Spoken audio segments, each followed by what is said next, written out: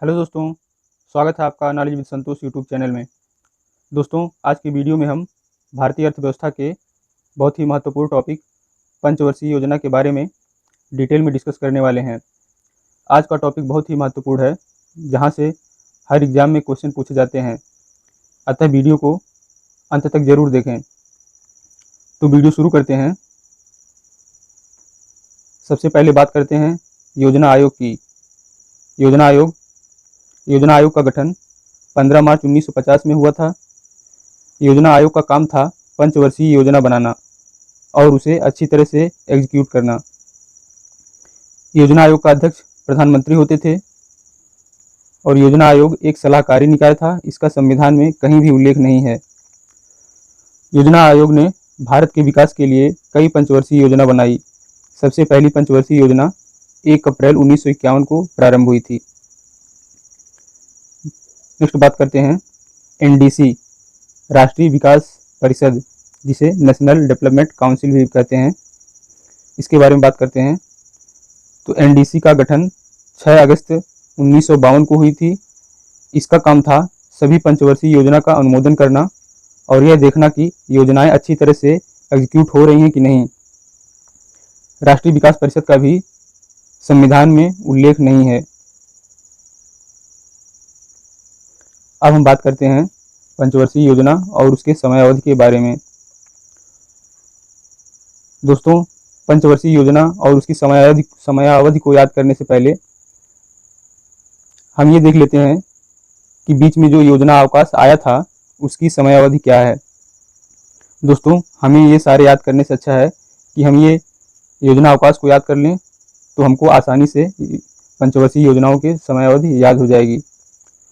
पहली योजना अवकाश आई थी 1966 से लेकर 1969 तक। उसके बाद 1978 से लेकर 1980 तक और पुनः 1990 से 1992 तक। बस हमको याद रखना है कि पहली योजना अवकाश 3 वर्ष की थी, उसके बाद 2 वर्ष और पुनः 2 वर्ष। ठीक है, तो हम देखते हैं पंचवर्षीय योजना को। तो पहली पंचवर्षीय योजना 1951 से लेकर 1956 तक चली। अब इसमें 5 साल ऐड कर देंगे तो दूसरी पंचवर्षीय योजना 1956 से लेकर 1961 तक, पुनः 5 ऐड कर देंगे तो तीसरी पंचवर्षीय योजना 1961 से लेकर 1966 तक। अब हमने देखा कि 1966 से लेकर 1969 तक गैप था, तो चौथी पंचवर्षीय योजना 1969 से लेकर 1974 तक चली। उसके बाद इसमें 5 ऐड कर देंगे तो पांचवी पंचवर्षीय योजना 1974 से लेकर 1978 तक चली।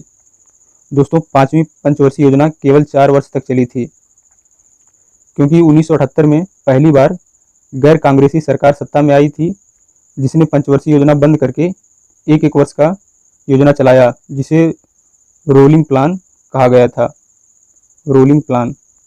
था। फिर पांचवी पंचवर्षीय योजना के बाद 2 वर्ष का गैप था 1978 से लेकर 1980 तक। पुनः छठवीं पंचवर्षीय योजना 1980 से लेकर 1985 तक, 5 ऐड कर देंगे। सातवीं पंचवर्षीय योजना 1985 से 1990 तक, पुनः 2 वर्ष का गैप 1990 से 1992 तक। तो आठवीं पंचवर्षीय योजना 1992 से 1997, नौवीं पंचवर्षीय योजना 1997 से 2002, 10वीं पंचवर्षीय योजना 2002 से 2007, 11वीं पंचवर्षीय योजना 2007 से 2012 और 12वीं और लास्ट पंचवर्षीय योजना 2012 से 2017। हम 2012 का आसानी से याद कर सकते हैं। 12वीं पंचवर्षीय योजना और 2012 में ही शुरू हुई और 5 साल चलकर 2017 में खत्म हो गई। दोस्तों, हमको बस ये याद रखना है कि जो गैप हुआ है वह किस पंचवर्षीय योजना के बाद हुआ है। तो सबसे पहले 3 पंचवर्षीय योजना लगातार चली, उसके बाद 3 वर्ष का गैप, पुनः 2 पंचवर्षीय योजना लगातार चली और 2 वर्ष का गैप, पुनः 2 पंचवर्षीय योजना लगातार चली और 2 वर्ष का गैप। उसके बाद सारी पंचवर्षीय योजनाएं लगातार चली। ठीक है, उम्मीद है आप लोगों को ये आसानी से समझ में आया होगा। अब हम पंचवर्षीय योजना के बारे में डिटेल में देखेंगे। तो पहली पंचवर्षीय योजना, इस योजना की अवधि 1951 से 1956 तक थी और यह योजना हेराल्ड डोमर मॉडल पर आधारित थी। ये क्वेश्चन में कई बार पूछा जाता है कि पहली पंचवर्षीय योजना किस मॉडल पर आधारित थी, तो हेराल्ड डोमर मॉडल पर आधारित थी। और इस योजना का उद्देश्य था कृषि विकास। कृषि विकास इसका उद्देश्य था। यह योजना सफल रही थी और इसमें 3.6% की वृद्धि दर हासिल हुई थी। इसी पंचवर्षीय योजना में चितरंजन लोकोमोटिव की स्थापना की गई थी। तो ये भी क्वेश्चन पूछा जा सकता है कि किस पंचवर्षीय योजना में चितरंजन लोकोमोटिव की स्थापना हुई थी। तो पहली पंचवर्षीय योजना में। नेक्स्ट बात करते हैं दूसरी पंचवर्षीय योजना के बारे में। दूसरी पंचवर्षीय योजना की अवधि 1956 से लेकर 1961 के बीच थी। यह योजना पीसी महालनोबिस मॉडल पर आधारित थी। इसका मुख्य लक्ष्य देश के औद्योगिक विकास पर था। तो सबसे पहले हमने कृषि पर ध्यान दिया, उसके बाद पुनः औद्योगिक विकास पर। यह योजना भी सफल रही और इसने 4.1% की वृद्धि दर हासिल की थी। इस योजना में क्या क्या काम हुआ था? इस योजना के तहत राउरकेला, भिलाई, दुर्गापुर इस्पात संयंत्र की स्थापना हुई थी। क्वेश्चन पूछा जा सकता है कि राउरकेला, भिलाई, दुर्गापुर इस्पात संयंत्र की स्थापना किस पंचवर्षीय योजना के तहत हुई थी? तो दूसरी पंचवर्षीय योजना। नेक्स्ट बात करते हैं तीसरी पंचवर्षीय योजना के बारे में। तीसरी योजना की अवधि 1961 से लेकर 1966 के बीच थी। इस योजना को गाडगिल योजना भी कहते हैं। ये क्वेश्चन एग्जाम में कई बार पूछा गया है कि किस योजना को गाडगिल योजना कहते हैं। तो तीसरी पंचवर्षीय योजना को गाडगिल योजना भी कहते हैं। इस योजना का मुख्य लक्ष्य अर्थव्यवस्था को गतिमान और आत्मनिर्भर बनाना था। कृषि इसका मुख्य उद्देश्य था।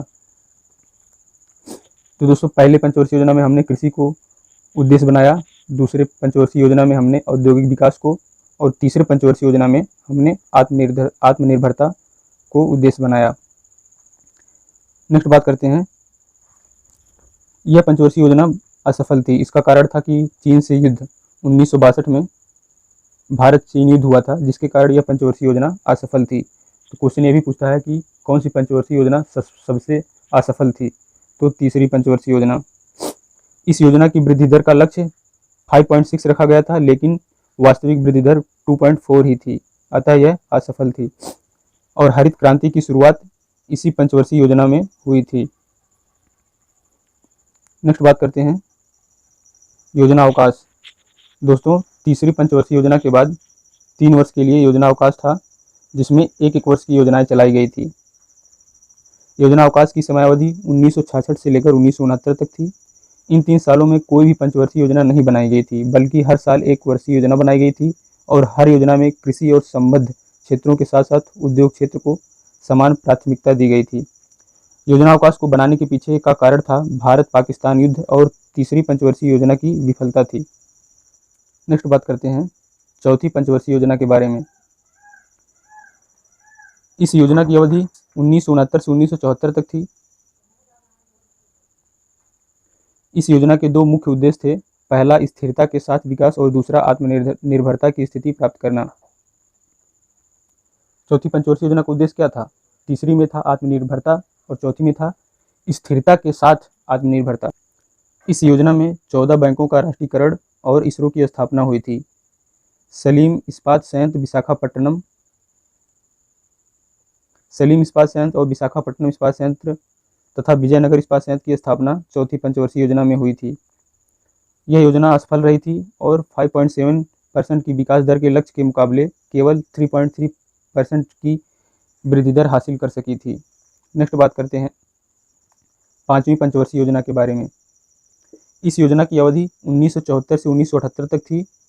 इसकी अवधि 4 वर्ष थी। तो क्वेश्चन पूछता है कि कौन सी पंचवर्षीय योजना केवल 4 वर्ष तक चली थी? तो हम आसानी से याद कर सकते हैं कि 5वीं पंचवर्षीय योजना।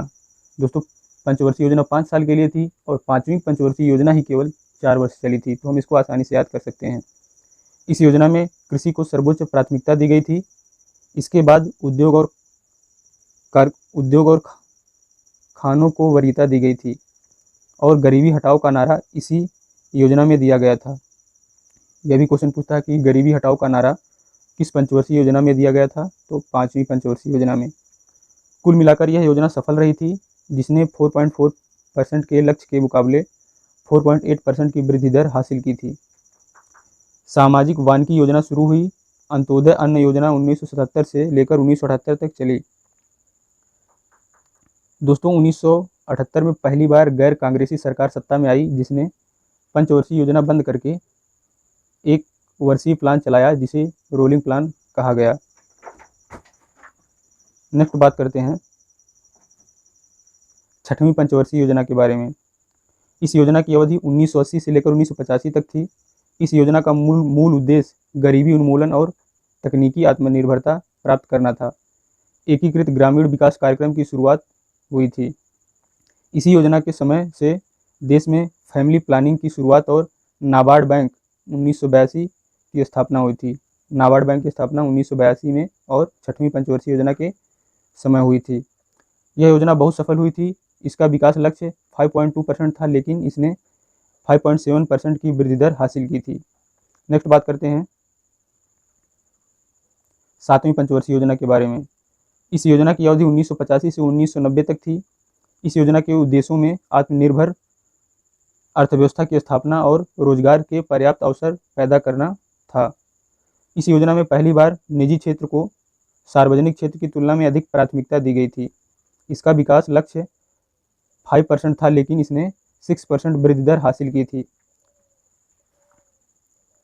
दोस्तों, सातवीं पंचवर्षीय योजना के बाद 2 वर्ष का गैप था, जिसके तहत एक वर्ष की योजना चलाई गई थी।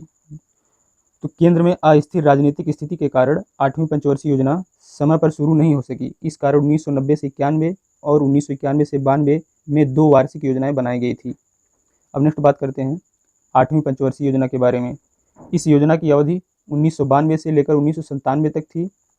इस योजना में मानव संसाधन विकास जैसे रोजगार, शिक्षा और सार्वजनिक स्वास्थ्य के विकास को सर्वोच्च प्राथमिकता दी गई थी। मानव विकास ही सभी विकासात्मक प्रयासों का मूल है। इस योजना के तहत ऐसा कहा गया। इस योजना के दौरान ही नरसिम्हा राव सरकार ने भारत की नई आर्थिक नीति को मंजूरी दी, अर्थात देश में उदारीकरण, निजीकरण और वैश्वीकरण की शुरुआत हुई थी।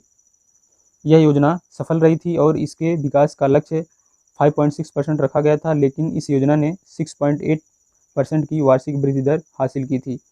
वृद्धि दर उसकी लक्षित वृद्धि दर से ज़्यादा रही। नेक्स्ट बात करते हैं 9वीं पंचवर्षीय योजना के बारे में। इस योजना की अवधि 1997 से 2002 तक थी। इस योजना का मुख्य फोकस न्याय और समानता के आधार पर विकास, पर्यावरणीय धारणीयता को महत्व दिया गया। इसे भारत की आज़ादी के 50 वर्ष में लॉन्च किया गया था। यह योजना अपने विकास लक्ष्य 7% की दर को प्राप्त करने में सफल नहीं थी और इसने केवल 5.6% की वृद्धि दर हासिल की थी। नेक्स्ट बात करते हैं 10वीं पंचवर्षीय योजना के बारे में। इस योजना की अवधि 2002 से लेकर 2007 तक थी। इस योजना का लक्ष्य अगले 10 वर्षों में भारत की प्रति व्यक्ति आय को दुगना करना था। ये भी इंपॉर्टेंट है, एग्जाम में पूछा जाता है। इसका उद्देश्य 2012 तक गरीबी अनुपात को 15% कम करना था। कार्य के लिए भोजन कार्यक्रम की शुरुआत की गई थी। इस योजना में 8% विकास दर हासिल करने का लक्ष्य रखा गया था, लेकिन वास्तव में केवल 7.2% की वृद्धि दर हासिल हुई थी। नेक्स्ट बात करते हैं 11वीं पंचवर्षीय योजना के बारे में। इस योजना की अवधि 2007 से 2012 तक थी। यह योजना सी रंगराजन द्वारा तैयार की गई थी। इसकी मुख्य थीम तेज और अधिक समावेशी विकास था। एग्जाम में पूछा जाता है कि 11वीं पंचवर्षीय योजना की थीम क्या थी, तो तेज और अधिक समावेशी विकास। इस योजना में 9% विकास दर हासिल करने का लक्ष्य रखा गया था, लेकिन वास्तव में केवल 7.9% की वृद्धि दर हासिल हुई थी। राजीव गांधी आवास योजना, प्रधानमंत्री आदर्श ग्राम योजना, आम आदमी बीमा योजना की शुरुआत इसी पंचवर्षीय योजना के तहत हुई थी। नेक्स्ट बात करते हैं 12वीं पंचवर्षीय योजना की। इस योजना की अवधि 2012 से 2017 तक थी। यह योजना सी रंगराजन द्वारा तैयार की गई थी। इसकी मुख्य थीम तेज, अधिक और समावेशी और सतत विकास। 12वीं में केवल सतत विकास और ऐड कर दिया गया। तेज, अधिक, समावेशी और सतत विकास। ग्रामीण आबादी की 50% जनसंख्या को उचित पेयजल की सुविधा उपलब्ध कराना इस योजना का प्रमुख उद्देश्य था। नेक्स्ट बात करते हैं दोस्तों 12वीं पंचवर्षीय योजना अंतिम पंचवर्षीय योजना थी। भारत में वर्तमान मोदी सरकार ने पंचवर्षीय योजनाओं को वर्ष 2017 से बनाना बंद कर दिया है। इस प्रकार सोवियत रूस की नकल पर बनाई जा रही पंचवर्षीय योजनाओं के माध्यम से देश की आर्थिक नियोजन प्रणाली को बंद कर दिया गया है और 12वीं पंचवर्षीय योजना भारत की अंतिम पंचवर्षीय योजना कही जाएगी। तो दोस्तों, हमने पंचवर्षीय योजना के बारे में डिटेल में देखा। अगर यह वीडियो आप लोगों को पसंद आया हो तो इसे अपने दोस्तों के पास ज़रूर शेयर करें। और अंत में हमारे चैनल को सब्सक्राइब करना बिल्कुल ना भूलें। आप इस वीडियो का फ्री PDF हमारे टेलीग्राम चैनल से डाउनलोड कर सकते हैं। टेलीग्राम का लिंक वीडियो के डिस्क्रिप्शन में है। आज के लिए इतना ही। Thanks for watching.